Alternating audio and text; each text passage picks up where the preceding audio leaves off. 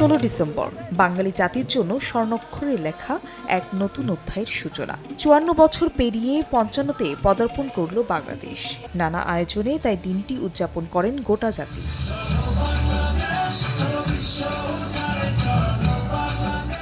দিবসটি উপলক্ষে চট্টগ্রাম, রাজশাহী, রংপুর, বগুড়া, চাঁদপুর, মুন্সিগঞ্জ সহ বিভিন্ন জেলায় প্রদর্শিত হয় কুচকাওয়াজ ও নান্দনিক ডিসপ্লে। মুক্তিযুদ্ধের ইতিহাস, বাঙালির সংস্কৃতি, গ্রাম বাংলার জনজীবন ছাড়াও উন্নয়নমূলক কার্যক্রম তুলে ধরেন স্কুল কলেজের শিক্ষার্থীরা।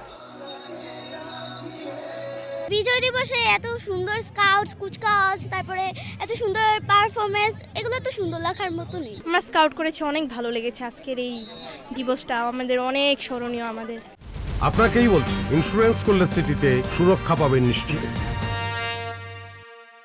গৌরবের 55তম বছরের পূর্তিতে চট্টগ্রাম ও খুলনা সহ কয়েকটি জেলায় আয়োজন করা হয় সমরাস্ত্র প্রদর্শনীর। নীল আকাশে নানা কসরত দেখায় যুদ্ধ বিমান।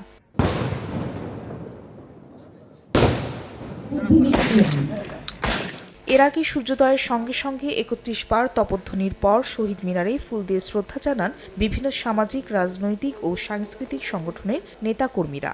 সবাই শ্রদ্ধা ভরে স্মরণ করেন জাতির সূর্য সন্তানদের। বীরশ্রেষ্ঠদের সমাধিতে ফুল দিয়ে শ্রদ্ধা জানায় সীমান্তরক্ষী বাহিনী, বিজিবিও।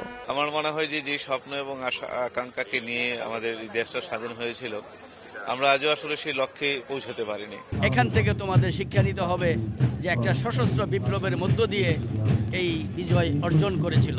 এছাড়া জেলায় জেলায় আয়োজন করা হয় বিজয় র্যালি, আলোচনা সভা, সাংস্কৃতিক অনুষ্ঠান এবং মেলার। পাশাপাশি বীর মুক্তিযোদ্ধাদের সম্মাননা প্রদান করা হয়। ফাহরিয়া ফারজানা, সময় সংবাদ।